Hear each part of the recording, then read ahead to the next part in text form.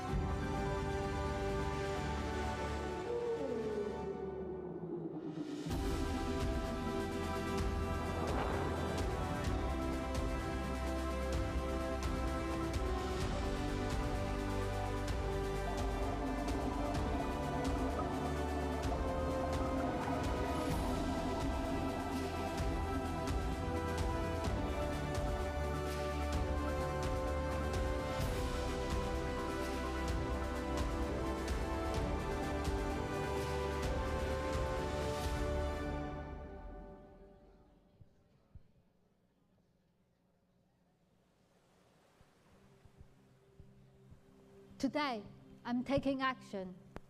Today, I'm making new choices, as I should. Because our planet is a blue planet. And I'm changing the ocean for good. I used to say, there's nothing wrong. I used to say, let's just have fun. I can't change the ocean by myself. I didn't think change could be done. So I stood by, watched sea levels rise. Sat back as corals were bleached. I didn't think I was part of the problem. I didn't know a solution could be reached. But I've learned that small actions matter. And science tells us it's time. I now know what we have to do. To restore the ocean that's yours and mine. So what's stopping you from taking action? Let's all just have a think. What can you do to make a difference? I bring the ocean back from the brink. We know every day matters. So let's put action into motion. We're the ones to do this. We are Generation Ocean.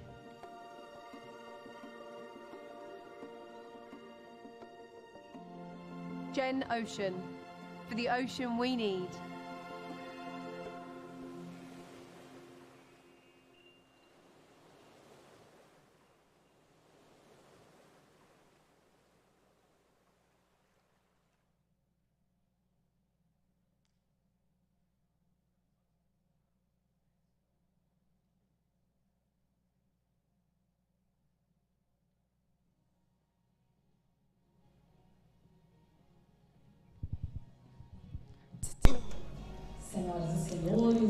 Ladies and gentlemen, good morning.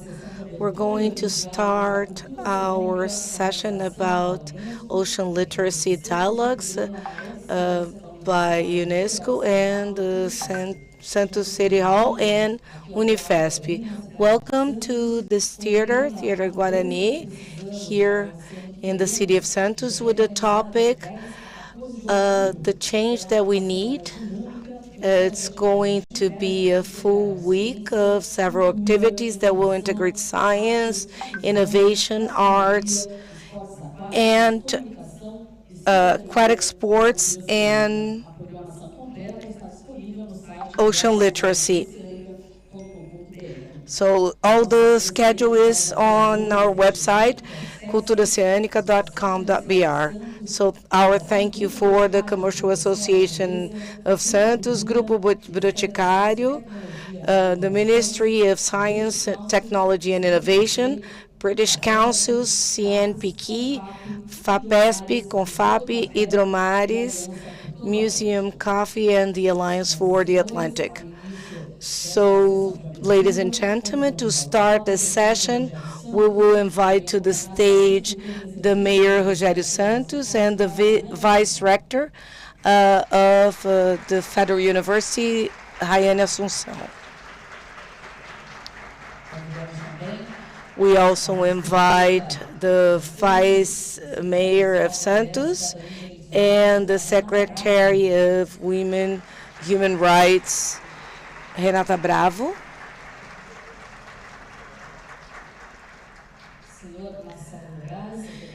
Marcelo Morales, the Secretary of Research of the Ministry of Technology and Innovations.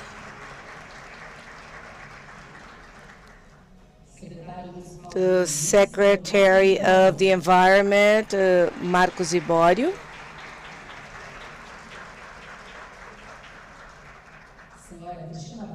Cristina Barletti, the Municipal Education Secretary.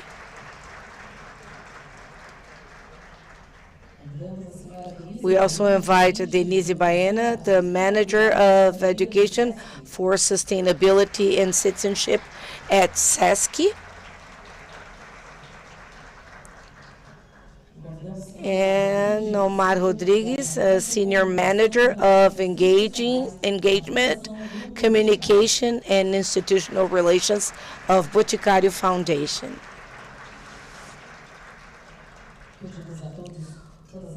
We would like everybody to take your seats, please, and also thank those that are attending this event remotely, Mr.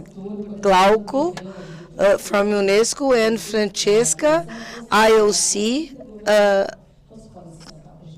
that is also attending this event remotely.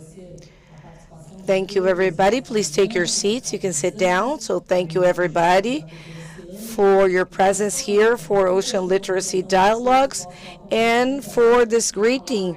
We will listen to some special words from Francesca Santoro, IOC of UNESCO.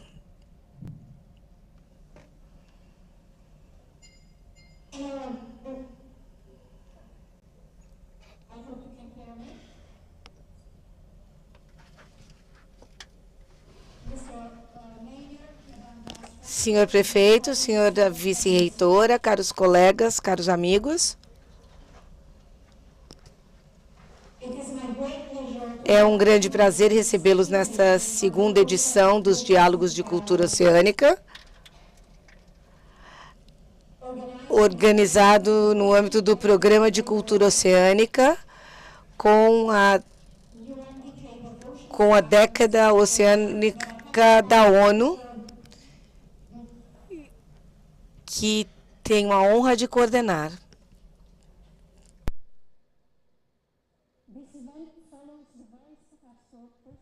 Esse evento segue a primeira edição, que foi muito bem sucedida, dos Diálogos de Cultura Oceânica. Organizado na segunda Conferência Oceânica da ONU, realizada em Lisboa, Portugal, em junho passado.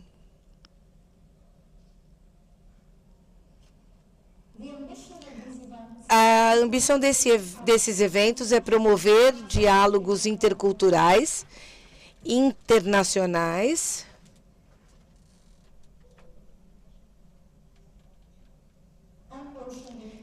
e transdisciplinares sobre cultura oceânica para coletivamente gerar intervenções, ações, projetos e atividades que possam nos ajudar a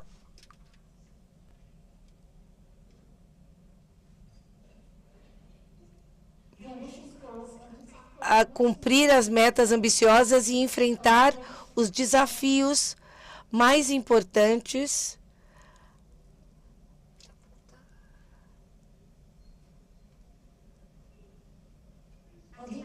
da década oceânica da ONU e mudar a relação humana com o oceano.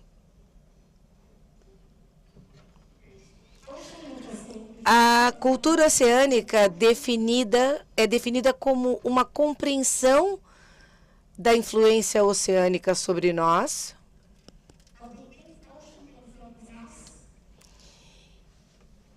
e da nossa influência sobre o oceano.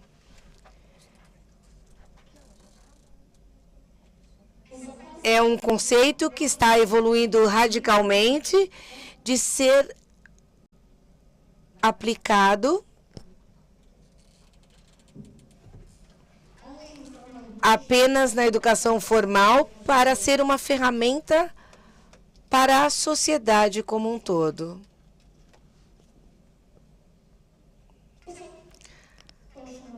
A Comissão Oceanográfica Intergovernamental da UNESCO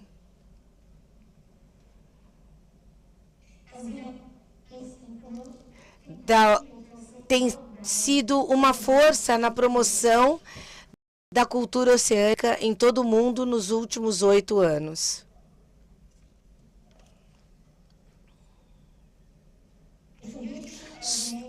Sua contribuição possibilitou trazer ciência, cultura e educação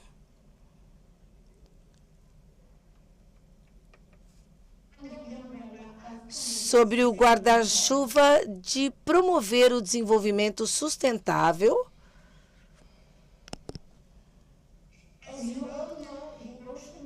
como todos sabem, a década do oceano tem como objetivo envolver todos os membros da ONU, grupos não governamentais, a indústria, filantropia, cientistas em início de carreira, jovens e diversas comunidades.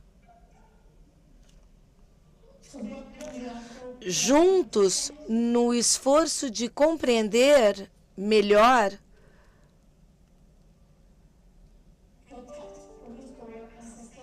proteger e restaurar o maior ecossistema do mundo.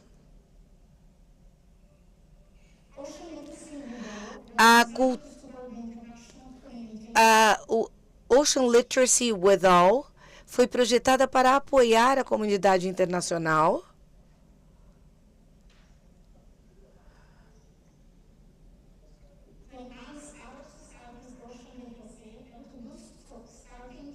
para melhorar a cultura oceânica na nossa sociedade e para fazer, a partir de um aumento da presença do conteúdo, e para fazer isso com um aumento do conteúdo oceânico nas escolas.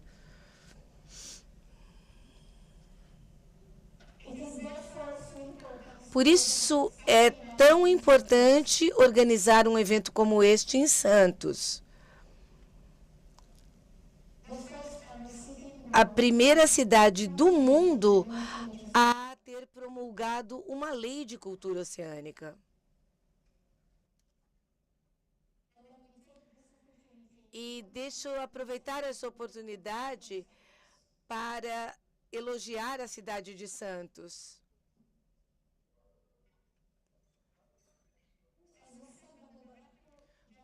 Como já foi dito pelo diretor da UNESCO, The André international Azulay, community must make education a comunidade internacional precisa fazer da educação one of the pillars of dos its action pilares for da the ocean. sua ação em prol do oceano. Because we protected better, we Porque must se queremos better. protegê-lo melhor, nós precisamos ensinar melhor.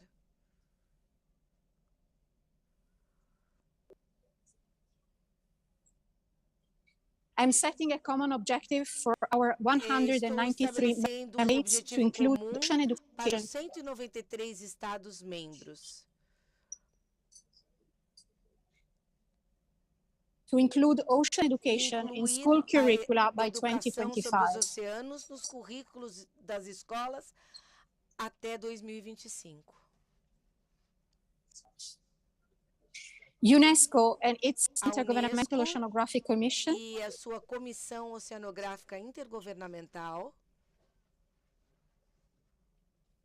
work with other organizations, trabalham institutions, com outras works around the instituições, world organizações e redes no mundo todo to further promote ocean para literacy. promover ainda mais a cultura oceânica.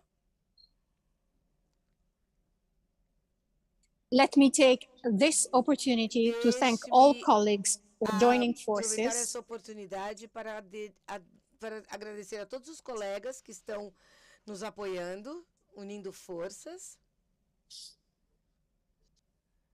offering their expertise for this common cause. É muito importante tê-los unidos por essa mesma causa. Let me conclude by thanking all the Eu organizers quero of this event, in concluir particular the city of Santos, agradecendo toda a organização deste evento, em particular a cidade de Santos, the Federal University of Santos, and our colleagues from the e a UNESCO office in universidade Brazil. e todos os nossos colegas do escritório da UNESCO no Brasil. Thank you very much for your attention, and I wish you all a Muito fruitful event. obrigada pela atenção de todos. Desejo-lhes um evento muito proveitoso. We would like to thank Francesca Santoro for this opening, and now we're going to listen the manager of engagement and public relations of Boticário Foundation, Mr. Omar Rodrigues. Good morning, everyone.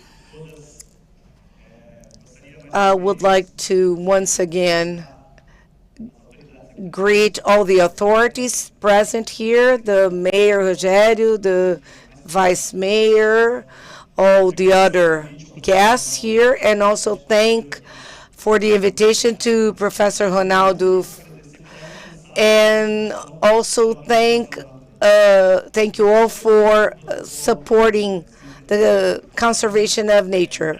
So for me, it's 3 times a reason to be proud to be here for this oceanic cause. So to represent the Boticário Group to protect nature that was created in Haiti to preserve biodiversity, including the oceans. Along these 30 years that was created before ECHO 92, that was a landmark for sustainable development. Along these more than 3 decades, around 25% of the values invested in projects in the field, considering all the specificities that this cause of nature protection has, the complexity of fauna and flora, around 25% that are supported by the Boticário Foundation were dedicated to the oceans. So this is an expressive amount if we compare it to the rest of the world that does not reach 2%. So it's very important to know in order to preserve. The second reason that makes me really proud to be here is that I was born here in Santos, and I'm living here again. It's been 2 years that I'm back to live in here. And so I identify pretty much with the cause of the ocean conservation. And I know how vital this cause is for our country that has a long shore, but more than anything, to the city of Santos. So I would like to thank all the authorities to be looking to Santos. And my name is Omar, and to like make a pun, mar is ocean in Portuguese, so Omar is like the ocean. So when I look at the protection of this marine environment with all the support of third parties, like I've said before, I always wanted us to look at the engagement of Boticário Foundation. That is one of the main cosmetics companies, industries in Brazil. So we also want to articulate with the society. So we use this power, this possibility that we have, this name of a consumption brand, to call the attention of the Brazilian society to such an important cause, which is to engage with nature, because sometimes we think that the environment is far away and we do not notice how much we depend on everything that the environment provides us with. So regarding the protection of the oceans, the Boticário Foundation has idealized and coordinates together with other entities a platform where we stimulate communicators to look at the ocean from different perspectives, from quality of life, from the economy. So the ocean connection brings in a more didactical, more ludic, in a lighter way, disengagement with the ocean. And I would like to invite you for an activation that we're going to have on Wednesday, Thursday, and Friday to bring to society this idea. So it's going to be a beauty space called Ocean Connection. So we're going to have on Wednesday by the beach, and on Thursday and Friday here on Praça Mauá. So this will reinforce this kind of productive dialogues that we're going to have along this week, and concrete actions as well, for us to have the ocean that we need and that we want. So thank you very much, everybody. I wish you a great event, and thank you very much. We would like to thank Omar Rodrigues. And now we're going to give the floor to the Manager of Education for Sustainability and Citizenship of SASC, Denise Baiana. Good morning, everybody present here and those that are with us remotely. On behalf of the Director of SASC São Paulo, Damiro Santos de Miranda, I thank for this invitation to be here in this event that has been elaborated with many hands, right, Professor Ronaldo, in many meetings to think about this agenda that has as its main idea to highlight the value of education, of research, and of culture in understanding the reality that we're living in, and also to make the society less susceptible to the risks that science has already identified. So it's a celebration moment and an alert moment as well for people, for society around this kind of discussion. For us from SASC, it's an honor to be here. It's a constant learning to be always connected with an entity such as UNIFASP. And this project makes a lot of sense for the institution that we conduct, because SASC is a 76-year-old institution that is a private institution with a public character that aims to improve the quality of the workers of tourism, trade, and health, but as ultimately to all society. So we want to, for us to be engaged in this project, allows us to show our programs in the areas of education, leisure, culture, and we connect this agenda that is being now conducted by two units, the Santos unit and the Bertioga unit. And I would like to thank the teams from both universities that are present here and that are conducting activities along this week. So SESC in São Paulo has 44 units, cultural centers, and there is the digital unit and a publisher and a TV broadcaster. And so all these topics regarding the environmental education can also be known through these channels within these programs that I'm talking about.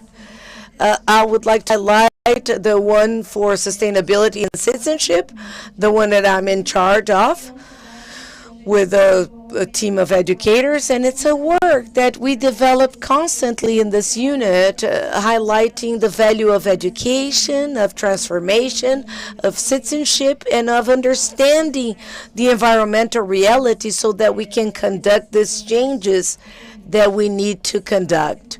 So this work has been done for decades already, but I would like to highlight most recently the implementation of the natural reserve Sesc Bertioga here, close here, that is part of the environmental center of Bertioga, that is an open space for visitors and that approaches these environmental topics, and that has a work targeted at the conservation of the rainforest and aims to have a protection area more connected with the protected areas here in the shore. So this project has been conducted in partnership in terms of the cultural and educational aspects with Unifasp and other partnerships that we've been conducting in São Paulo and in other cities in the countryside of São Paulo that help where we have the unities of SASC and the units of Unifasp that we do a collaboration work. So bringing all this into this event that we are opening today, we would like to highlight the critical importance in the acceleration of climate changes and also the lack of attention with the marine environment, and also how we can have further our knowledge in our in the sustainable developments, the United Nations Sustainable Development Goals. It's very important to make people sensitive and aware, the governments, public administration, like we have some representatives here that has incorporated this topic, and we need to understand that this is a very relevant topic for people to understand and for decision making of those that are responsible for public policies, for programs, for projects and projects that include the environmental issue as a core point. To close, I would like to invite you to get to know, in addition to take part actively in this program we are proposing, also get to know the activities of SESC in our units, Santos and Bertioga, which are our two units in the coast. We have a program with many activities open to the general public, some for participants in institutional programs that are permanent, but already incorporating the discussion about ocean literacy. So with that, I would like to close, and I wish you all and I wish that the results of this event leave a legacy for society and for lawmakers, because, as said in the beginning, the education and engagement of society are key, so we can in fact put social environmental issue in the core of our decision-making process in our present and future life. Thank you very much, and may we all have a nice event. We thank Denise Baiana, Francesca, and now we invite the Secretary of Research and Scientific Formation for the Ministry of Science, Technology and Innovations, Mr. Marcelo Moraes.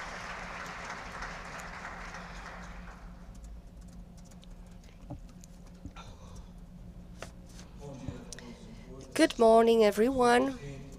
Mr. Mayor, I would like to greet you, but before that, I would like to congratulate you. The actions of the Santos municipalities regarding oceans is magnificent. I have no words for that. Congratulations for you and your secretaries. The municipality of Santos is an important partner of the Ministry of Science, Technology and Innovation. And I would like also to congratulate the Secretary of Environment, Marcos Iborio, that is also an important partner of our ministry, not only regarding oceans, but also other themes. And the Secretary of Education, congratulations for the work in terms of ocean literacy and taking ocean literacy to children, to schools. This is an important step to raise awareness among our children. And also Mrs. Francesca Santoro, coordinator of the Ocean Literacy Program of the IOC. Omar Rodriguez, the Senior Manager of Engagement and Institutional Relations of Boticario Foundation. Congratulations, because Boticario is involved in many environmental issues and is also an important partner of the Ministry of Science, Technology and Innovations. Denise, SESC is another very important partner. Also in environmental actions, SESC, SENAI were responsible to develop and help developing the satellite labs in the Amazon. We now have 50 floating satellite labs, each of them with 16 researchers, and the sustainability of the floating labs is we owe to SESC and SENAI for the partnership. Glauco, project official in science programs, thank you very much, and Professor Ronaldo Cristofoletti, a partner, researcher, very important in ocean literacy. Well, I'm a researcher. I'm a professor in the Federal University of Rio de Janeiro. I'm a physician and a medicine doctor, and since I assumed the seat in the ministry, environment and oceans are considered very important, as well as the Antarctic. And I would like to thank our coordinators of our ministry for the implementation of all the projects in ocean literacy as a whole. I'm also from the state of São Paulo. I'm from the city of Bauru.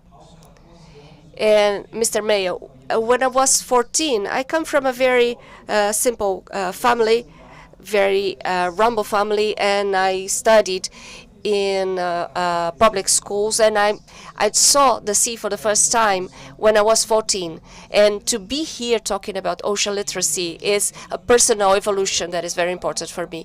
And the ministry supports the ocean research in a cross-sectional way through CNPq, through CNAP.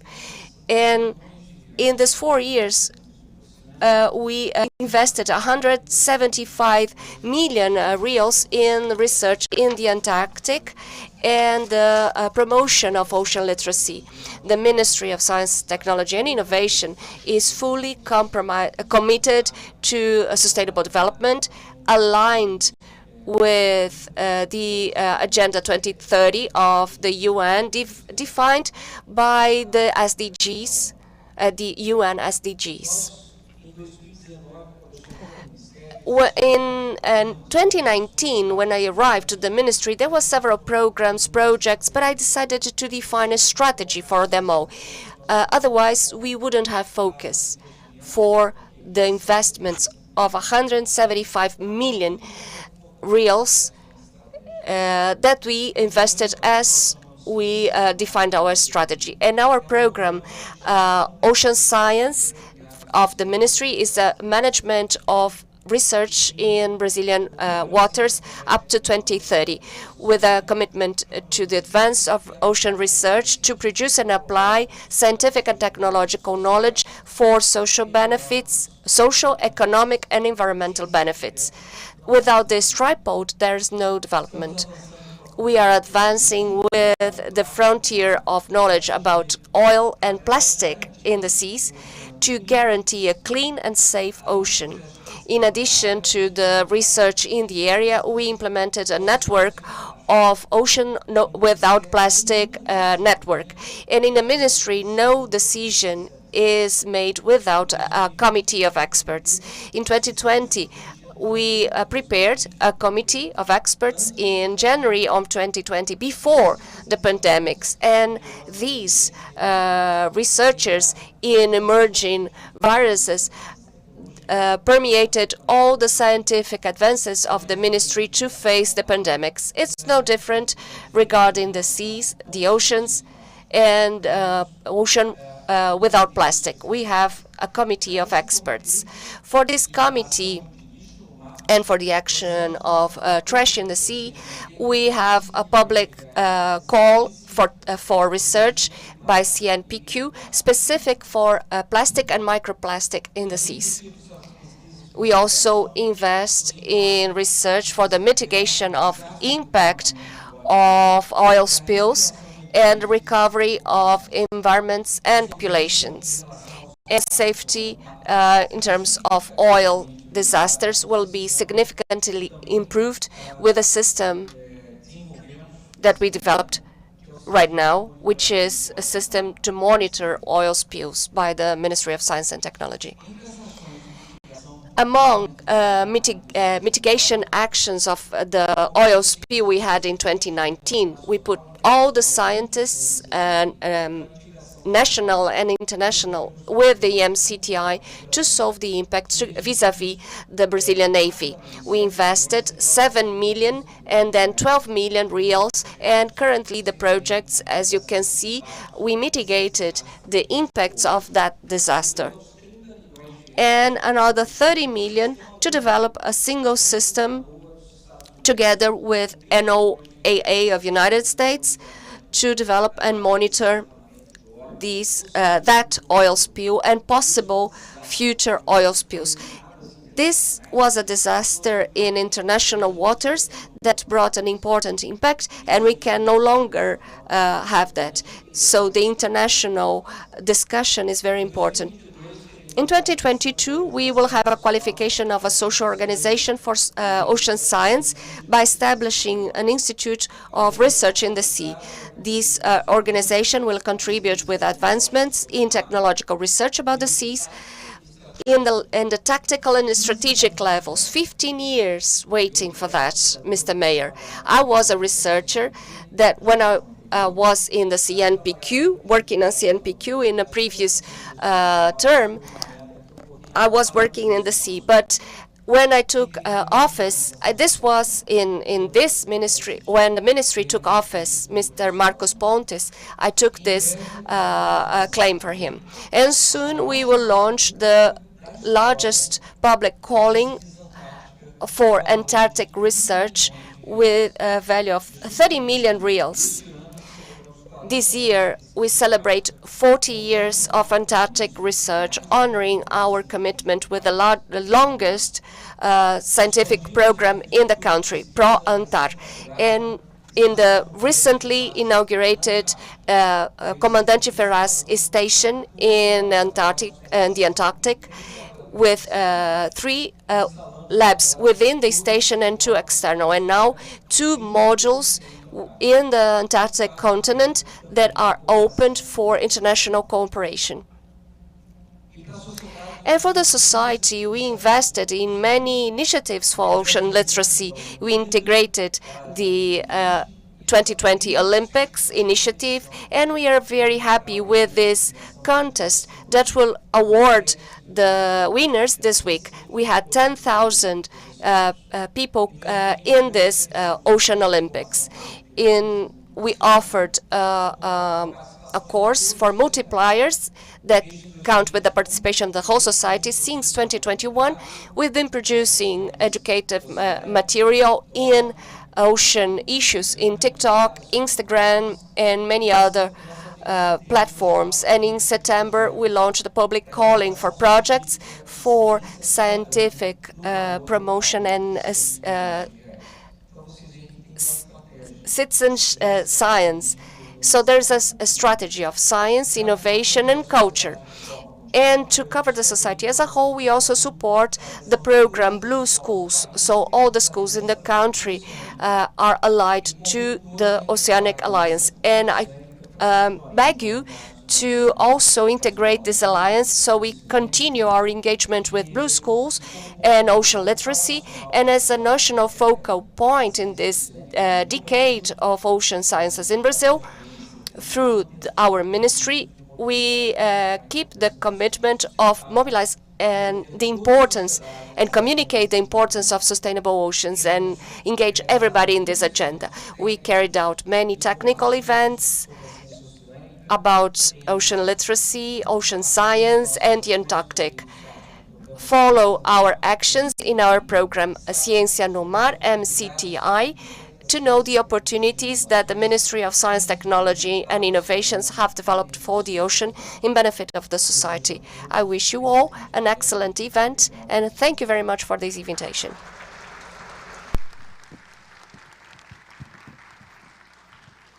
Essas foram palavras do secretário Marcelo Morales. Na sequência, ouviremos. These were the words of Mr. Marcelo Morales, and now we will hear the Vice President of UNIFESP, the Federal University of São Paulo, Mrs. Rayane. Good morning, everyone. By greeting the mayor, I wish to extend the greeting for all the authorities, and it's very good to be in the city of Santos representing our institution, the Federal University of São Paulo, for a reason of celebration. Mr. Rogério Santos, our mayor, with his team, is a partner, assiduous partner, producing punctual partner with fruitful actions with UNIFESP and the municipality of Santos. So it is a matter of joy to be here. And also having present partners of a long date, as Professor Denise. I also thank the partnership of SESC, an important partner in different municipalities, and also Boticário Foundation, that has taken important actions in terms of education and research, and the Ministry of Science, Technology and Innovation, that is part of our system for knowledge production, recognize the importance of the investments that are necessary so we can produce science in our country. And I start not only thanking but recognizing the importance of professors, directors, and researchers of the Federal University of São Paulo here in the city of Santos. So the presence of the directors, Mr. Dair Aguiar, Mr. Medeiros, Fernando Kinker, and the organizer of this event, Professor Cristofoletti, that has been a key stakeholder in promoting ocean literacy, representing us and the role of the university in the dialogue with society. So I would like to emphasize our institutional commitment as an education, research, and extension organization, our commitment with the city of Santos, with the region, because this is the campus for the whole coast area. We have 7 campi in São Paulo, in the city of São Paulo, but also we have campi in São José and in Santos. This is the oldest unit of our Campi expansion, which is a matter of pride because it has a political pedagogic curriculum that dialoguing with the territory, producing knowledge in interface with society, and recognizing that science only makes sense when it is to serve and dialoguing with the knowledge of the society as a whole. So an event such as this one that has as a topic ocean literacy dialogues covers what we understand is the role of scientific knowledge that is only possible through dialogue. So scientists, through their methods and knowledge produced, put this into service, but also in a position of challenge. Knowledge is produced and is challenged from the issues the reality pose. So scientists make analysis, and we always challenge scientists to review knowledge according to the transformations in society. And when we talk about ocean literacy, we are talking about the impact of ocean in our living. I lived for 8 years here in Santos. I'm a professor here in the city of Santos. I was a professor here. And ocean is really determines the way the city and the region lives, and all the regions where the sea is present, the way we eat, the way we dress, the way we think nature. So talking about ocean culture or ocean literacy is talking about a way of life. So we are all here engaged to live each day better. So think an ocean culture from the knowledge already produced and the possible perspectives, so we achieve a more sustainable life in the economic, social, political point of view. So this is not a mission of one or two, but of all. So here we have a representation of public power, private entities, academia, which unfolds the commitment and responsibility of being together. So count on Unifesp. We are always present. We want to be present in the territory. And from our institutional presence, and I'm sure in the presence of each one of professors and students of our institution. So thank you very much, and we will keep this dialogue opened.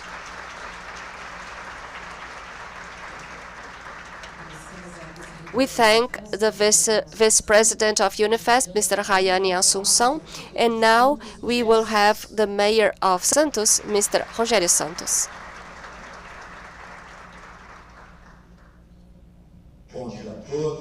Good morning, everyone. I would like to congratulate Mr. Glauco Kimura, Officer of Natural Sciences Program of UNESCO, Mrs. Francesca Santoro, Coordinator of the Ocean Literacy Program by IOC, UNESCO, Rayane, our Vice President of Unifesp, Renata Bravo, Vice Mayor and Secretary of Women and Gender and Human Rights, Mr. Marcelo Morales, the National Secretary from the Ministry of Science, Technology and Innovation, Marcos Riborio, the Secretary of Environment, Cristina Baleta, Secretary of Education, Denise Baena, Manager of Sustainability of SESC,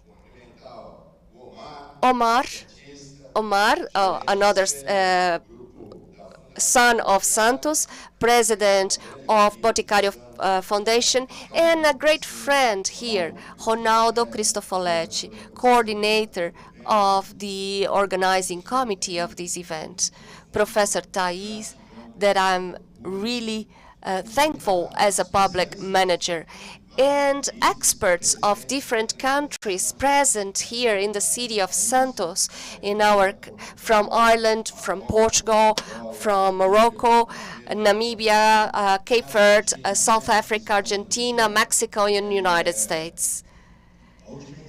The last edition of this event was in Lisbon, and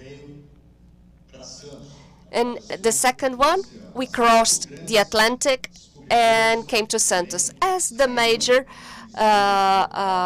explorers that also left Portugal in their ships to discover Brazil. This is the movement of the ocean. This is the innovative culture of the ocean.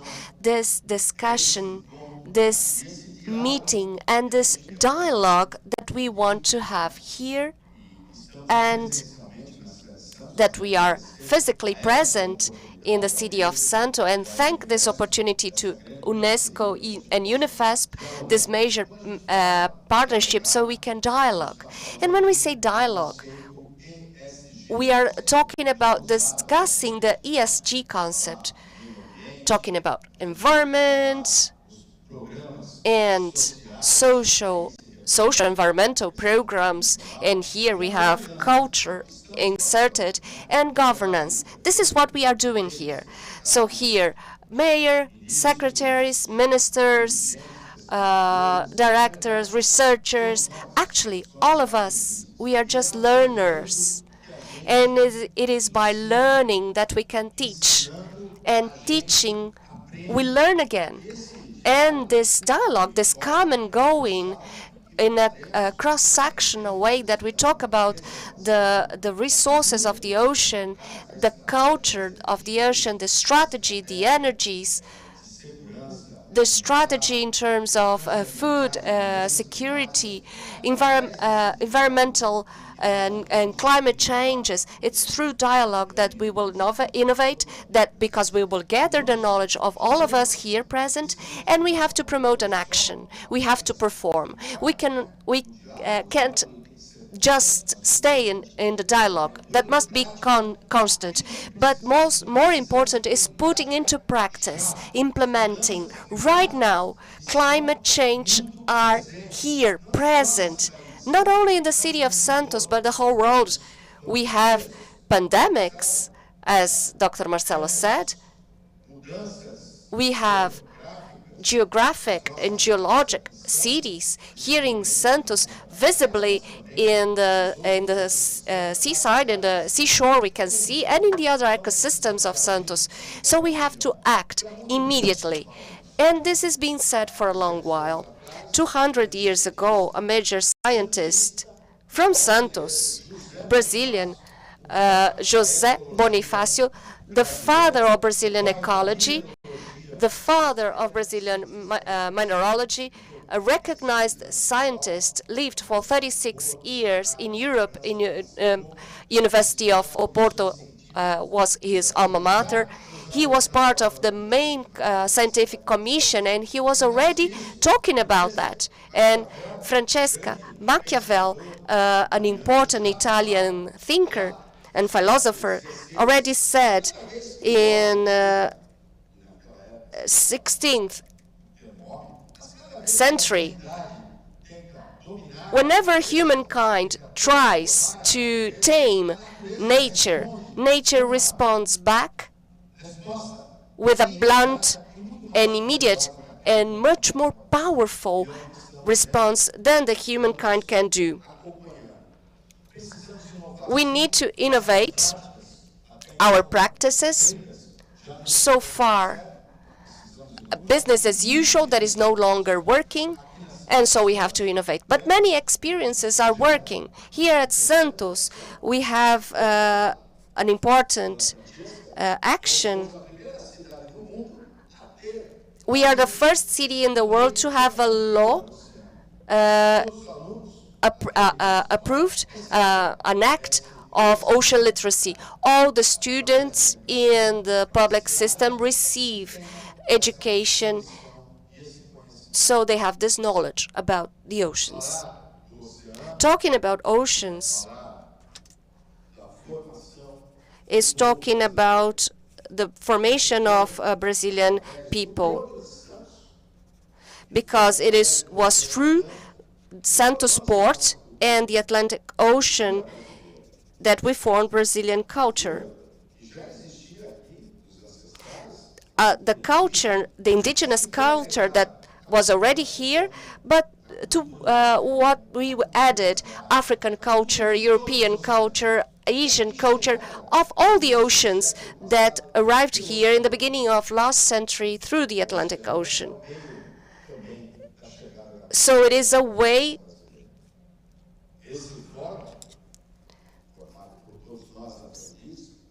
this forum, formed by all of us, will bear fruits. So through our knowledge, through our experiences, and through our actions, we can promote more actions as fast as possible, because nature demands so.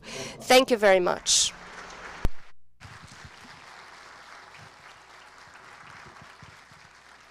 Essas foram palavras do prefeito de Santos, Rogério Santos, e nós vamos acompanhar a saudação final aqui no telão. So we now will have our Mr. Glauco Kimura, the officer of projects for natural sciences of UNESCO. Bom dia a todas. Good morning, Espero everyone. que estejam me ouvindo bem. I hope you can. Eu inicio, pedindo desculpas por não estar presente em Santos nessa manhã, porque justamente ontem tivemos esse imprevisto no aeroporto de Congonhas, o que resultou no cancelamento de mais de 100 voos em todo o Brasil, incluindo o meu. Mas eu tenho planos de chegar em Santos ainda hoje, no final do dia, assim eu espero. Então, cumprimento a todas e todos presentes nessa mesa de abertura, na pessoa do prefeito Rogério de Santos, a senhora Renata Brava, vice-prefeita, Marcos Libório, que é o secretário de Meio Ambiente, a senhora Denise Baena, do SESC, Rodrigues, do Grupo Boticário, Dr. Marcelo Morales, nosso parceiro de Ciência, Tecnologia e Inovações, a senhora Raiane Assumpção, a vice-reitora da Unifesp, e a minha colega Francesca Santoro, da UNESCO, da Comissão Oceanográfica Intergovernamental da UNESCO. Espero não esquecer de alguém. Se eu esqueci, me desculpa, realmente eu não consigo ver aqui à distância, mas sintam-se bastante saudados e acolhidos e cumprimentados. Eu sou Glauco, eu trabalho na UNESCO do Brasil, no setor de Ciências Naturais, e eu queria destacar 3 pontos que, na verdade, é um reforço do que já foi falado. O primeiro é realmente parabenizar o engajamento do município de Santos, sem o qual não seria possível fazer um evento internacional no tema cultura oceânica que está acontecendo justamente essa semana. Então, eu mando um grande abraço ao prefeito Rogério, toda a sua equipe, que não mediram esforços para concretizar esse marco importante da década do oceano. Lembrando, reforçando o que o prefeito acabou de falar, que Santos foi pioneira na aprovação dessa lei municipal de educação oceânica nas escolas da rede pública da cidade. Então, sem dúvida, é um exemplo a ser seguido e uma fonte de inspiração para outros municípios brasileiros. E a Aliança Brasileira pela Cultura Oceânica está aí para capturar e formalizar esses interesses. Muito bem lembrado pelo prefeito a importância de Santos, do porto, especificamente na chegada dos imigrantes de vários lugares do mundo.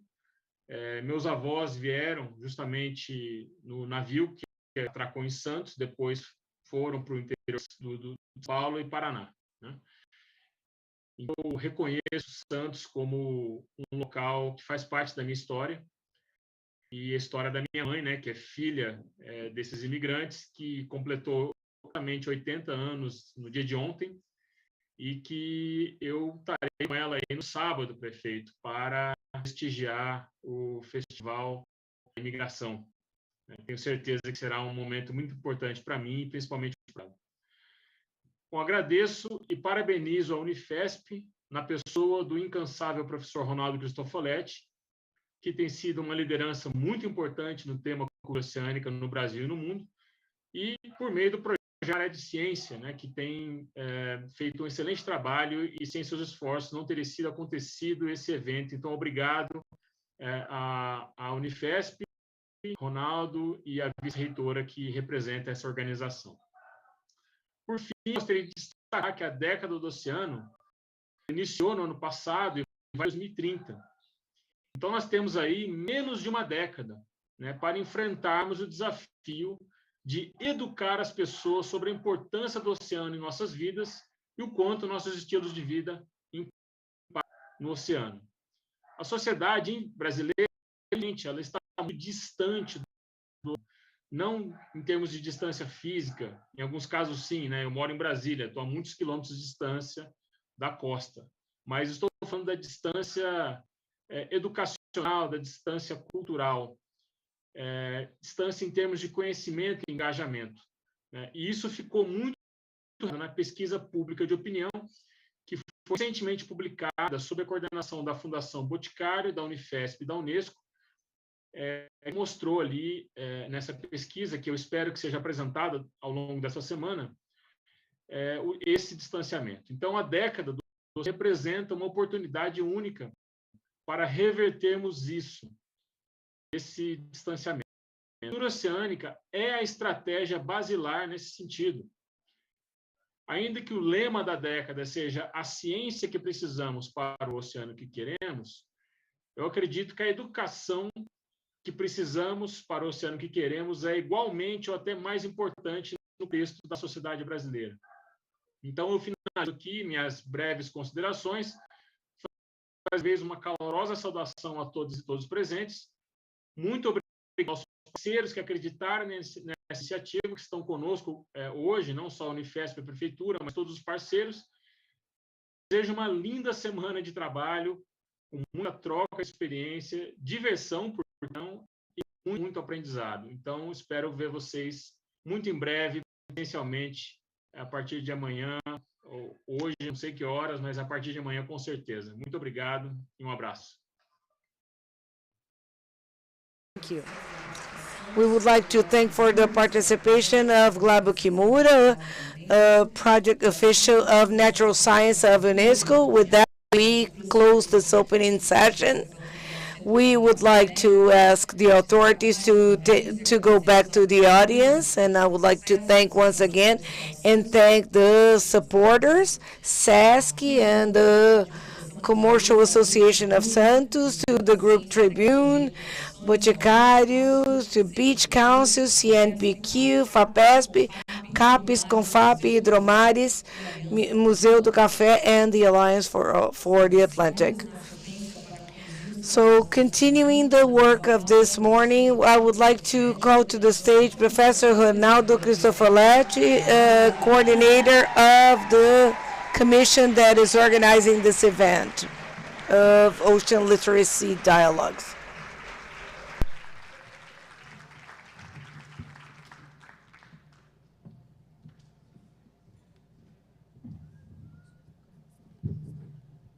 Olá. Bom dia, ou boa tarde, ou boa noite para todos e todas que estão aqui presentes, que estão nos assistindo online. É um prazer indescritível poder estar aqui iniciando esse momento, a quem eu retorno, e é muito importante dizer isso, agradecer também mais uma vez a todas as autoridades e suas equipes, né, a todas aquelas pessoas que tornam esses momentos realidades, e não posso deixar de mencionar, agradeço de coração, às vezes também que fui mencionado, mas que represento aqui não apenas a Unifesp, mas o programa Maré de Ciência, com vários colegas e vários corações, né, somos todos. E acho que o oceano, ele nos mostra isso. O oceano é dinâmico, né? São as ondas, são as correntes, são as frentes frias, uma hora mais agitado, outra menos. E essa semana será assim, porque nós vamos ter muito a fazer. E esse evento é assim, e não tem sido diferente. Então, eu queria, antes, pequenino explicações, agradecer demais, né, além das instituições, autoridades, e todos os nossos apoiadores essenciais para esse evento.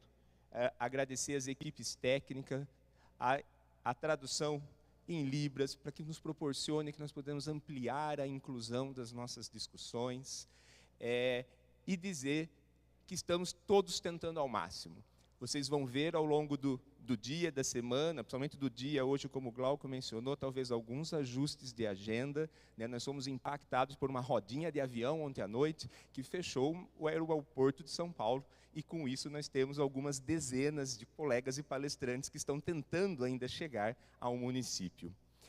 Uma outra lógica destas sessões que estão em streaming, né, e que ficarão gravadas, permitindo que todos os colegas no mundo inteiro ainda possam ter esse aprendizado, é que elas estão sendo transmitidas em português, em inglês, a todos e todas que estão aqui presentes, com tradução simultânea. Então, eu vou manter a fala em português, né, respeitando também meu país de origem e essa nossa cultura tradicional, mas que não exclui a nenhum dos outros colegas, mas deixando principalmente os colegas que estão aqui presentes no auditório, que está absolutamente lotado, atentos, que em seguida nós vamos iniciar um diálogo onde teremos falas em português e falas em inglês. Então, todo mundo precisará estar aí, quem não se sente confortável com as duas línguas, preparado para esse momento. Mas isso traz diversidade, isso mostra o que é, inclusive, o nosso oceano, a biodiversidade, a diversidade social, a de línguas. Mas tem uma língua que é única, que é a língua do oceano, é a língua do amor, é a língua de uma cultura que precisamos. Está claro, e mais do que claro, pelos dados científicos, pelo conhecimento, que nós temos que mudar o comportamento da sociedade atual. As mudanças climáticas, todos os impactos antrópicos nos ambientes. So climate changes will impact in the environment. They are already happening, and if we do not have a change in behavior, and if we don't have a change in the individuals of society, we will not be able to build a sustainable future. So the Ocean Literacy Dialogues is bringing that. It's inviting different sectors of society, people from all ages, races, genders, public and private sectors, universities, schools, enterprises. We are inviting you to dialogue along this week. And for us to understand what's going to happen this week, we're going to finish this week in the oceanic format that is dynamic. So we, like announced, we would have a lecture of Francesca now, but Francesca now has a problem with her internet connection, so she apologizes because the connection was going in and out. But I think that people that were on streaming could hear her better, but still we could hear some of what she said here. So we decided to change the dynamic. So we're going to have a debate now with some key people that have been for longer telling the history of this ocean literacy. So to invite to the floor so that we can make this magna opening, I would like to call to the stage Megan Maheiro, that was president of the American Association of Marine Educators and is professor at Weiss College in New York.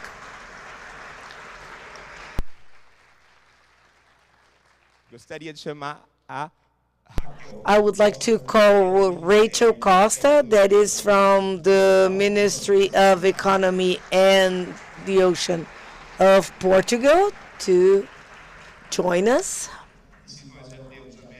And if we have South America, North America, and Europe, I would like to call Otman Dekaki, that is an ambassador of the Alliance for the Atlantic, that is from Morocco, to have this African presence here as well.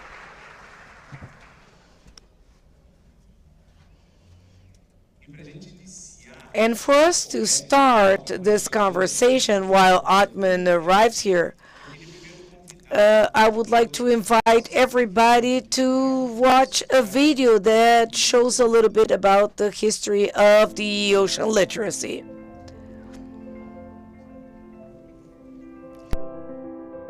When I will be big, I want to be a fisherman, and I want to eat fresh fish all the time. When I grow up, I want to be an oceanographer to study where the waves come from. I will be a sailor to travel the world. Quand je serai grand, je voudrais être biologiste marin pour protéger les tortues ou autres créatures marines.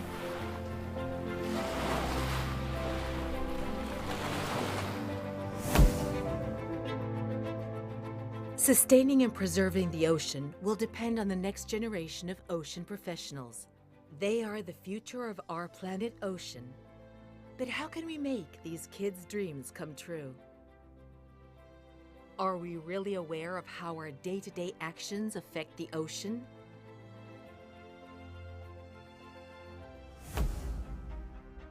It's 2004.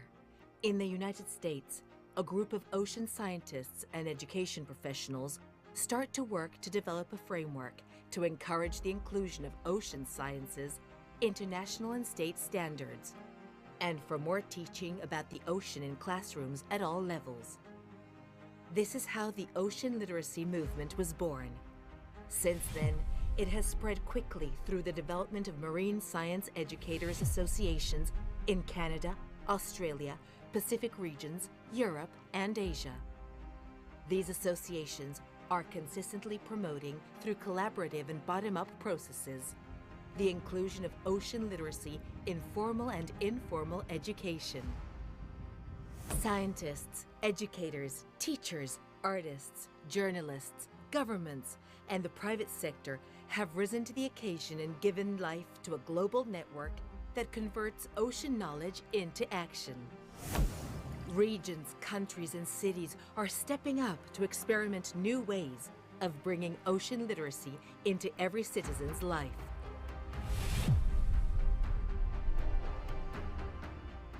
Portugal translated the Ocean Literacy Essential Principles in 2011. The European Union, Canada, and the United States elevated ocean literacy as one of the cooperation priorities. In 2013, the Galway Statement on Atlantic Ocean Research was signed.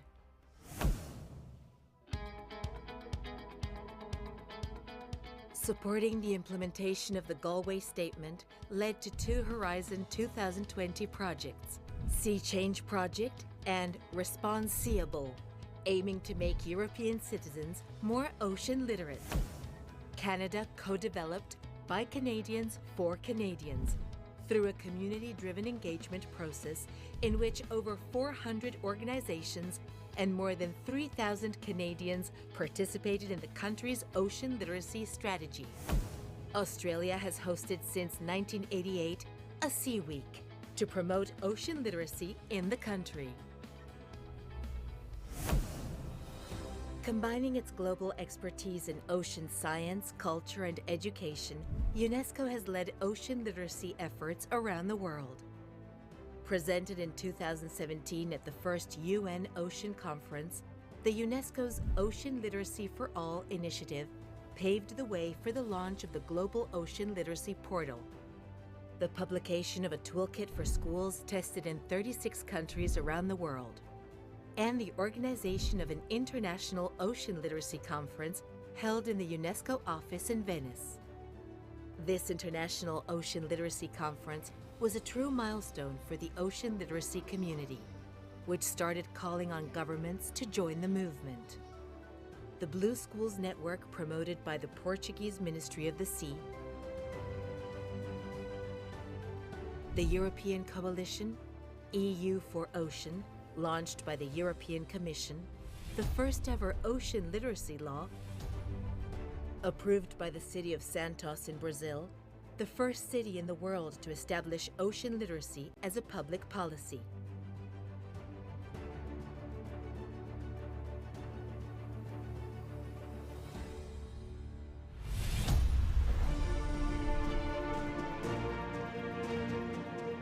ocean literacy ambitions continue to grow, and the Ocean Literacy with All initiative is now underway to meet one of the major challenges of the UN Ocean Decade: reshape humanity's relationship with the ocean.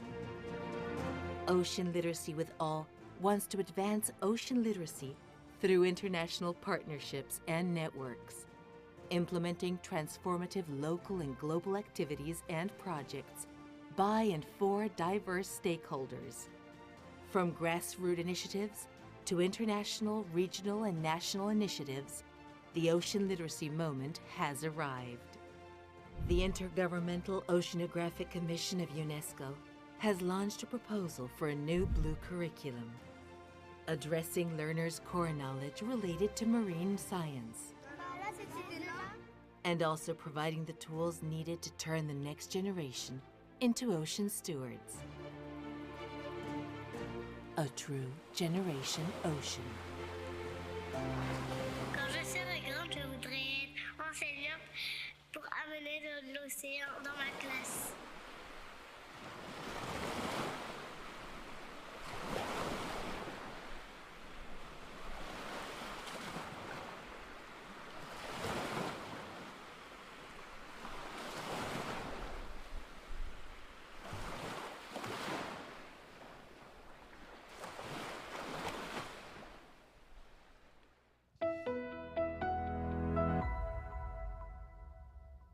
Mais de 20 anos da história da cultura oceânica. Of the ocean literacy that is added by so many educational movements like Environmental Brazil, so marine mentality, so several communication processes to look at this literacy, this concept of ocean literacy. We have oceanography and sea sciences that look mostly to the ocean, its characteristics. They are physical, chemical, and biological characteristics, and more recently represented understanding this human dimension that is related to the ocean. So ocean literacy takes care of our relationship with the ocean and how do we relate to it, and not only of the ocean itself. But who am I to talk so much about that? Francesca is there attending our event and watching us, and I would like to thank her for her support. But when we look at this video and we say that in the beginning of the 2000s, a group of researchers and educators started working on this terminology and on the merge of this concept. And one of these people are here. Megan is here. And Megan is the group that participated in creating this concept. So, Megan, after all, what is ocean literacy? Bom dia a todos. Isso é praticamente todo o meu português. Eu peço desculpas. Eu fico feliz de poder compartilhar um pouco sobre a cultura oceânica com vocês, sob a perspectiva dos Estados Unidos. Nós tivemos várias pesquisas, estudos que mostraram que a nossa cidadania não conhecia muito sobre o oceano, que a gente não estava muito conectado com isso, apesar do nosso país ter oceano em todas as partes, né? Mas nem mesmo a população que mora perto da costa.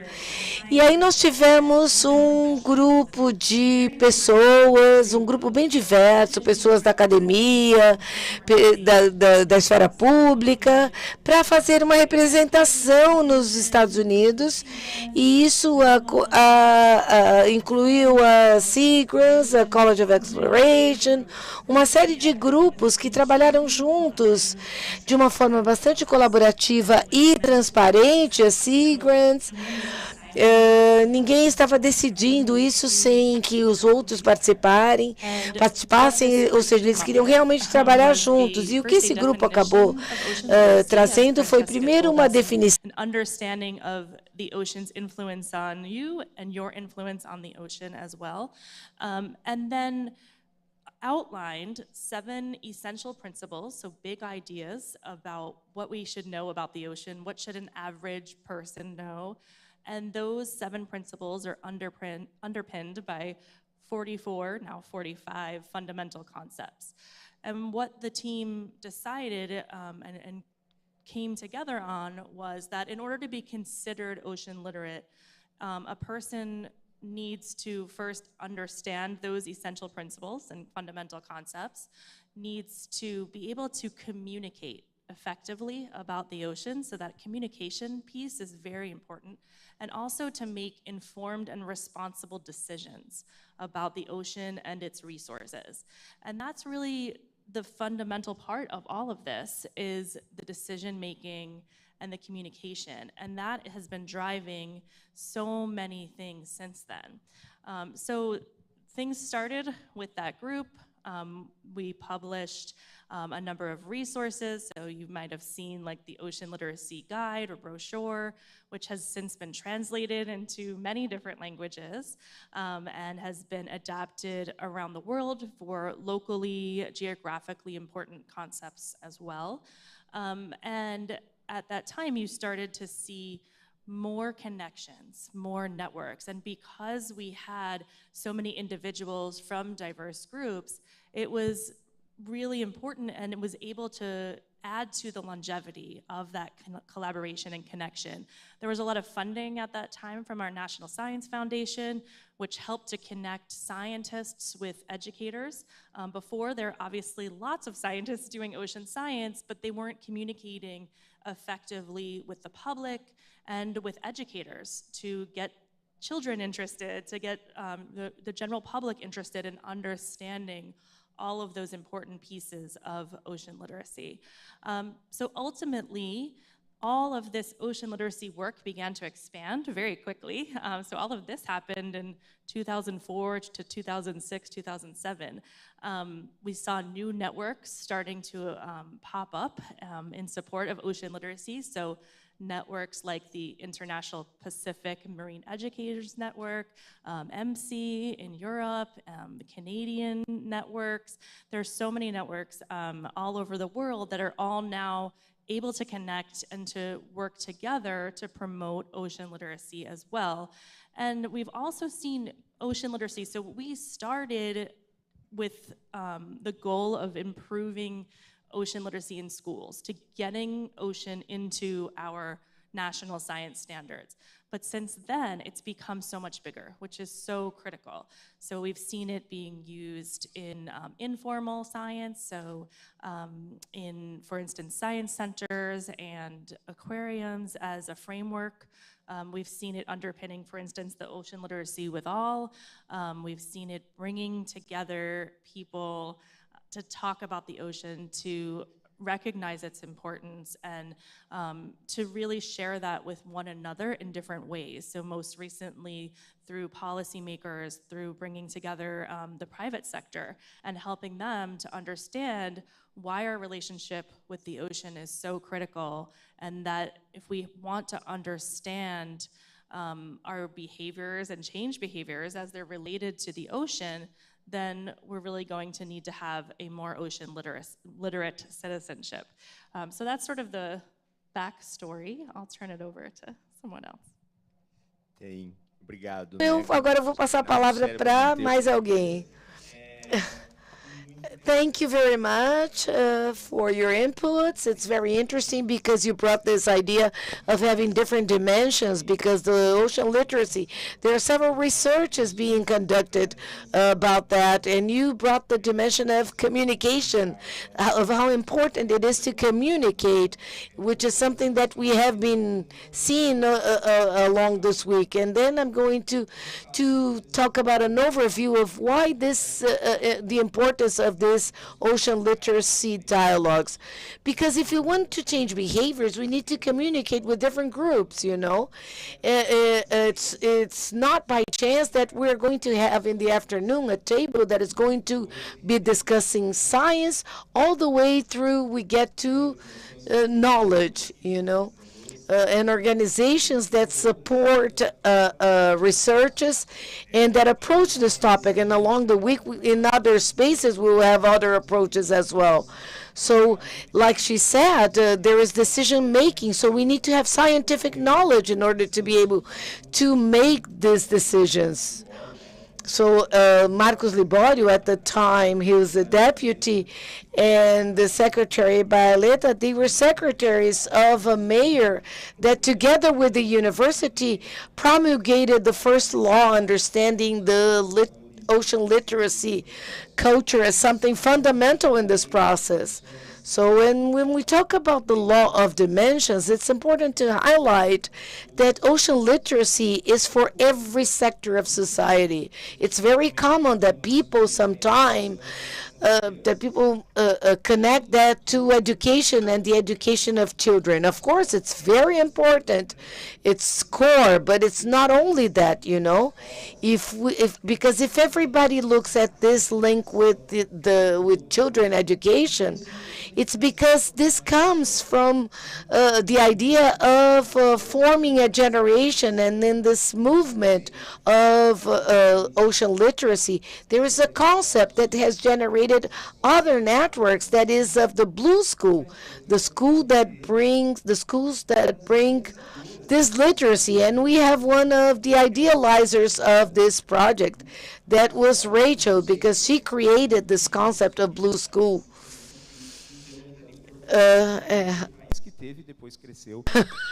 So, and she's also implementing this in several other countries, in other 16 countries. Raquel, this about your historical experience, what can you complement with this regard? I'm sorry, my voice is not that good, but I will try to do my best here. Ronaldo, thank you for inviting me to this panel. I'm very proud to be here side by side with my two colleagues from US and from Morocco. And I would like to say, I would like to highlight something that Megan said, that throughout the last years, since 2005 to the present year, ocean literacy evolved a lot through putting together different people from different cultures with different perspectives about the relationship we have with the ocean and the ocean with us. And this made ocean literacy starting from the most important, which is scientific knowledge, but evolving to a more holistic concept that brings to ocean literacy all the sectors of society in a richer way than what we had initially, that if it was just through science. This is my opinion, and this, I believe, is the opinion we had when we created the concept of blue schools in Portugal. And due to this comprehensiveness that guided us, made me feel so welcomed in our country. And blue schools are working for 5 years already. We are starting the sixth now. We are growing, and the growth is made by all the stakeholders that make this network a community, the community of ocean literacy. In Portugal, we have our students, our teachers, professors, many partners, municipalities, and they are part of the blue schools. And I see blue schools not only as a network of schools, but as a community of ocean literacy, ocean culture, and a political tool, not only nationally, but internationally. So much so that we are all here in one of the huge countries in the Atlantic that started or are starting to grow this network of blue schools. And I just want to say that the concept was initially discussed in Europe, but without being executed. So we got this concept, put it together, and for many reasons, because Portugal is more than 90% of Portugal territory is seashore. So it is very easy to convince Portuguese and policymakers that it is very important to develop ocean literacy for our country. So we started our T0. It's easier, I believe, than other countries. And I'm very proud to see this network growing with teachers and eager to continue to develop ocean literacy at schools. And we receive a very good feedback of all the sectors of society. Thank you, Raquel. Thank you for bringing this experience of a concept that is evolving and being institutionalized. And one of the points of institutionalization that starts in schools is recognizing future generations. The ocean decade of sustainable development mentioned by Glauco that started in 2021 that invites us through the next 10 years to think on how to work in sustainable development based on science, but one of the major values is recognizing diversity, cultural diversity, regional diversities, and generational diversities as well, because we are in a constantly changing world. So thinking on schools and thinking on researchers that usually are more gray-haired than the most of the population. So we have to recognize the role of young researchers, of youth, or those who just left school, and they will be making the decisions 10 years from now. And we are very happy to know that this week we have a youth researchers movement out of the world watching us, and here in Brazil as well, in addition to all of those that attended here in Santos, and two cases that make this clear. In Paraná State, in a small city, Caparema, in Paraná State, they came here. And another group from Belém do Pará, it's the north of Brazil. I have to thank the Federal University of Pará. They took a bus for 4 days. They left the Amazon. Pará is one of the states of the Brazilian Amazon. They left the Amazon for 4 days to get here. And this proves how dedicated they are and how we can mobilize everybody. And there is a lot of youth movements, and one of them is the Atlantic young researchers, and we have the joy of having Otmo here. Is the point of view of a young researcher that is a leader in this movement of global engagement that we have. How do you see ocean literacy, this concept that was born there and now is coming to your generation? Obrigado, Ronaldo e Megan e Raquel, por compartilharem suas experiências. No começo desse start by saying that having a US and Brazil and Portugal and Moroccan is either the start of a funny jokes or an amazing group of people to talk about a subject. And as part of the Youth Ambassadors, on my background, I'm a researcher in mathematics. So that's a difficult topic to explain to people. More difficult to explain ocean, because mathematics, you cannot see it. But ocean, you can see it anywhere. And it comes to my attention that the concept is something new. We can see a peak about 2004, where science started earlier in the 18th centuries, and seeing the development that happened just under 20 years or 15 years that happened that scientists couldn't do in 2 centuries. And to see that a simple concept can attract so many attention from youth, from older people, and that the concept is not only for youth, but for everyone.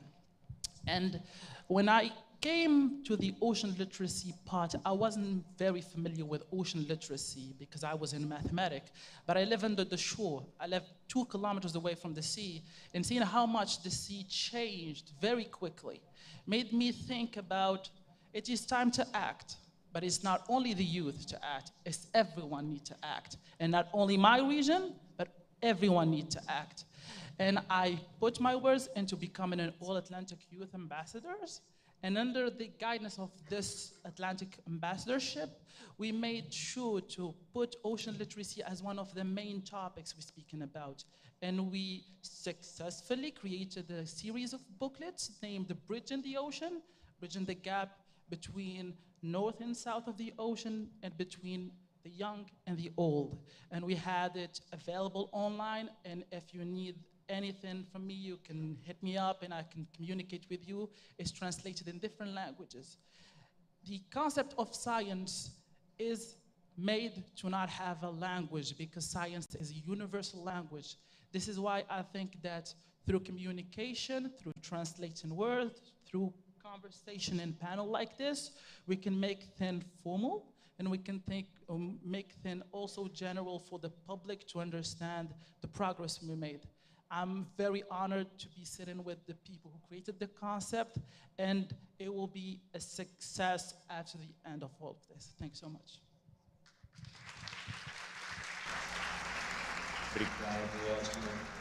Thank you, Optimum. And I believe that this is how everybody's speech add up. And I have to go back to what I said. We need to change. We need to change the world. And something that we always highlight, the concept of this ocean literacy was born 20 years ago, but it was building up on culture movements that already existed. When we say that this is new, it's not that these actions started right now. It is a new concept, but I would bring something that our colleague from Canada always mentions. When we say ocean literacy concept is new, it is new for us in this urban society, in this society that is actually causing the problems to the ocean.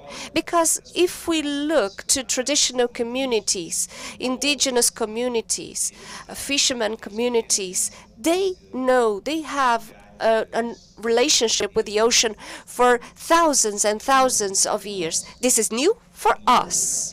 This is new for those who are degrading the ocean, who are contaminating the ocean.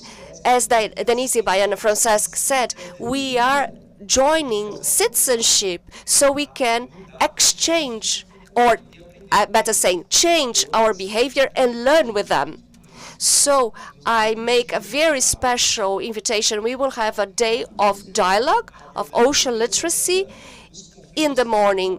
The conflicts with artisanal fisheries in the coasts and traditional communities. And at the evening night, organized by SESC and UNIFESP, we will have a dialogue of the knowledge, bringing indigenous and quilombola leaders to discuss the relation ocean, climate, and society. This is an example I've never seen in a seminar before. I never had an opportunity such as this one, because this is now a global discussion. How can we integrate scientific knowledge, traditional knowledge, indigenous knowledges, because they know better than us. They were not the ones to destroy. We are the ones destroying. So we have a lot to learn. So this is another invitation I make. And finally, I try to keep my commitment with time. In our 10 final minutes, I have a final question for each one of you, but highlighting the main concepts that Francesca would mention. We are here exchanging informations by message. One of the points of that ocean literacy is thinking that we need to strengthen international cooperation in this globalized world with different cultures. So Megan, how do you think we can promote and strengthen international cooperation? Thank you. Obrigada. Bom, Eu sou uma pesquisadora em educação, não pesquisa em... For me, a really important thing that's been happening in some countries, including Brazil and Canada in recent years, is really looking at public perception and public behavior. So how do people interact with the ocean, and what do people think about the ocean, and how does that affect their behavior?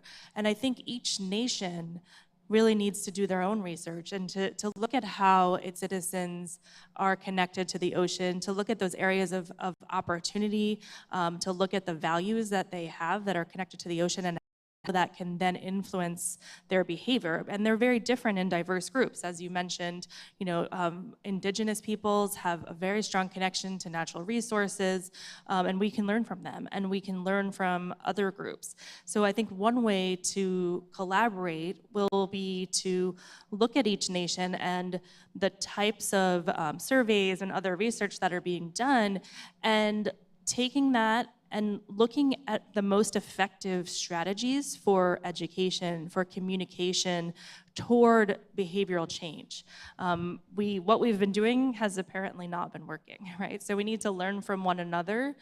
We have a wonderful opportunity here with the Decade and with the All-Atlantic Research Commission here to get together and to learn from one another, and to strengthen our network, to get those lessons learned. So the same that they're doing in the scientific community. So with this all-Atlantic research, they're doing things like mapping the seafloor, throughout the ocean, and scientists from diverse countries are working together. We need the same in the educational sector, in the communication sector, in sociology and psychology, to better understand how we as individuals can make a bigger impact through our everyday lives, how we speak, how we act, and inspiring others to do the same.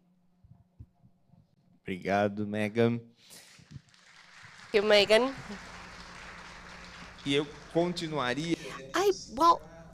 I would like to continue with the same question. To promote this international cooperation, we need diversity.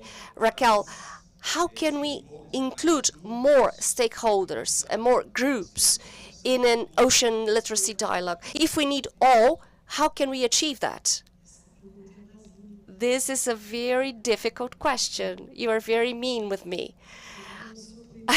I'm not politically correct, so my answer won't be. It is not easy. I will be blunt and give my personal opinion. For 10 years that I work in ocean literacy in Portugal, and for 10 years that we are trying to knock the doors of stakeholders as major companies or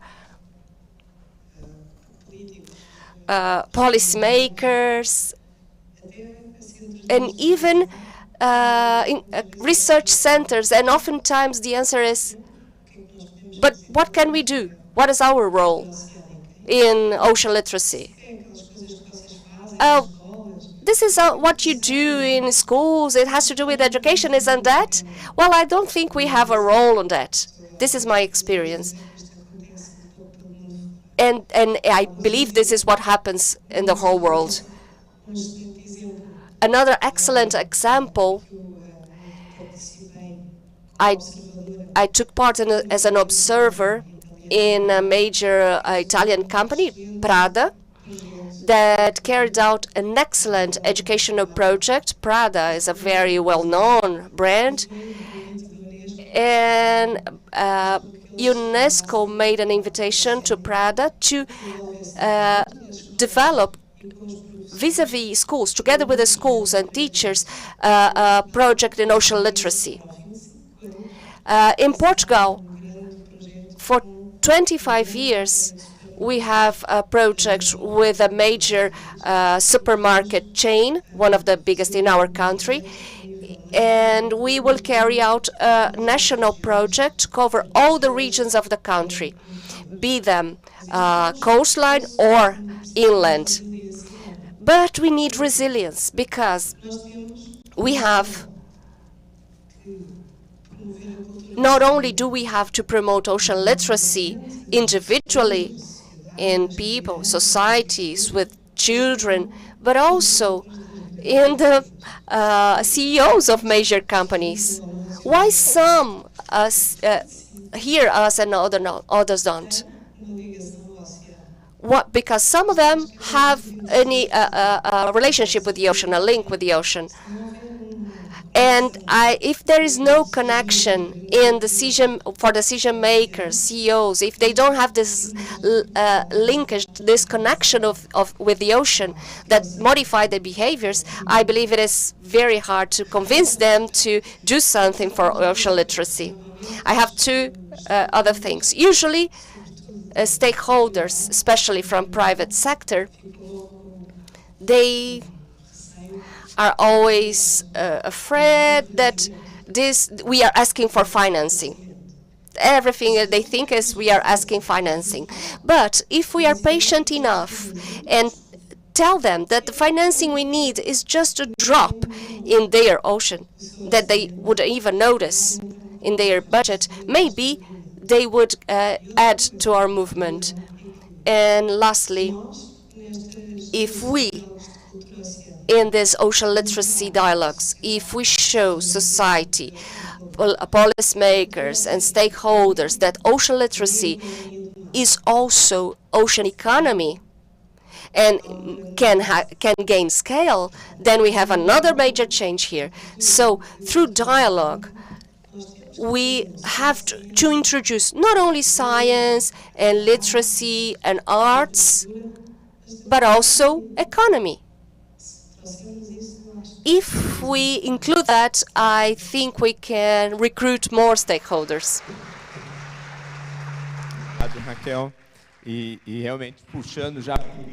Thank you, Raquel. And also talking about the week, disengagement, one of the main objectives and the biggest challenges for ocean literacy has been that of the private sector, but we're going to be able to hear a little bit more from Omar about the philanthropic groups and the discussions that are taking place. So I want to highlight that about the event that has been organized by the Santos port.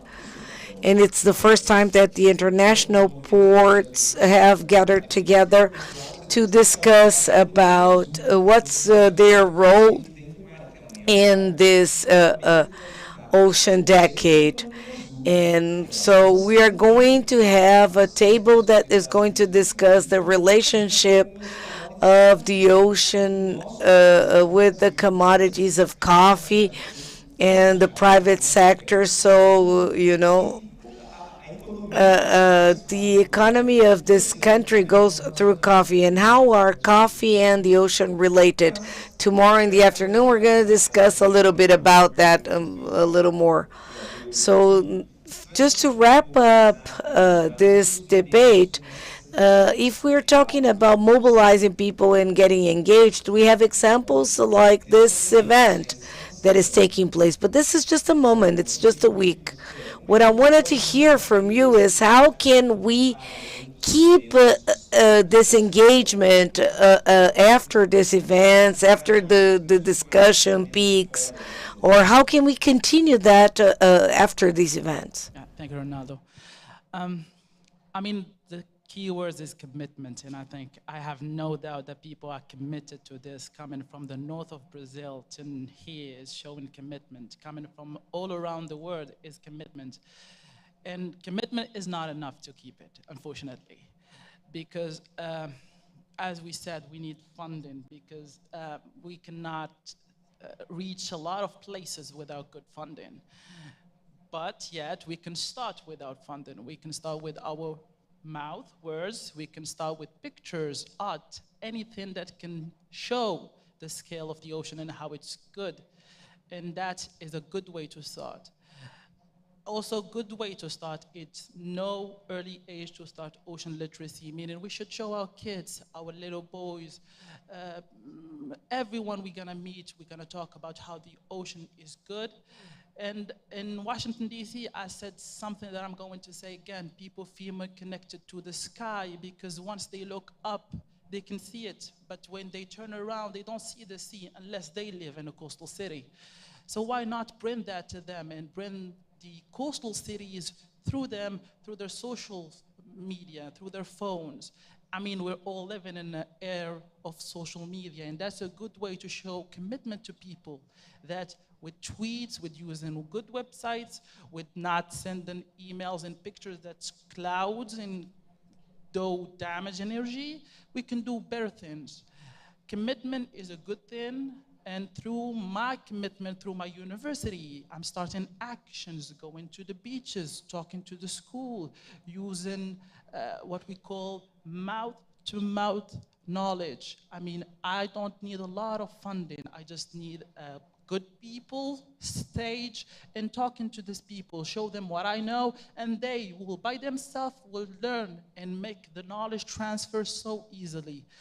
But I think that coming together with international cooperation, with a little bit of funding, and with good group of youth, such as I've seen today, the future is so bright. And thank you so much.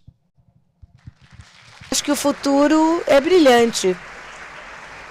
Obrigado. Thank you so much. And with your speech, I would like to thank Megan, Raquel, Altman, Francesca. I would like to thank everybody that is here participating in this event, that are attending this event online, and that will keep on watching it, because this is the importance of being able to record it. Like, for example, on YouTube, you can record. It's like a class that is recorded. So I would like to invite you to reinforce and invite you to keep on talking to us along this week, you know. And on our website, oceanliteracydialogues.com or dialogosdaculturaoceanica.com.br, we have the whole program. So a lot of things will still be updated, but like in this afternoon, we have here in this same room a dialogue between doing science and promoting science. So the science we need for the future we want. Then in the end, later in the afternoon, we will keep the diversity of a school network of the Atlantic with their coordinators up on the stage telling their stories. We will also have the presentation of the project by IS Brazil. I would like to thank the advisory board of CNPq that is going to talk about this project, that talk about governance and about several points. And tomorrow, and on Thursday, we have the dialogues of knowledge at SESC, and here at the Historic Center, we are going to have a movement of the schools of teachers. We will have debates on Friday that it's not really on this stage, but on another stage. But we'll listen to the voice of children from fundamental school, from educators from fundamental school. You will see the beautiful boat with messages from children that you see at the entrance. So this is part of that. So the group Leitura does a beautiful job here in Santos. And that having said, I would like to apologize for any issues that we might have, but for those that are here, we're going to have an access here on the Historic Center. That is the Museum of Coffee and Unifesp Historical Center that is in the famous building of Banco do Brasil, and on 8th floor, okay? So I would like to thank Professor Udai and Professor Eurico for the support. Okay, it's within 300 meters, so the first day we may be looking for places, but then we'll get acquainted as days go by, and we have also people to help us. And we have SASC, that is well organized in Imbaré, in Aparecida, that is close to the beach. And on Wednesday, Children's Day here in Brazil, a holiday by the shore at the Municipal Aquarium Square. We'll have a huge movement of social engagement with a lot of participation of civil society. So, and I would like to thank the Secretariat of the Environment for the support in conducting this event. So we have a week to dialogue. I used 5 minutes of your time, but I would like to thank and wrap up now, and let's talk all throughout this week.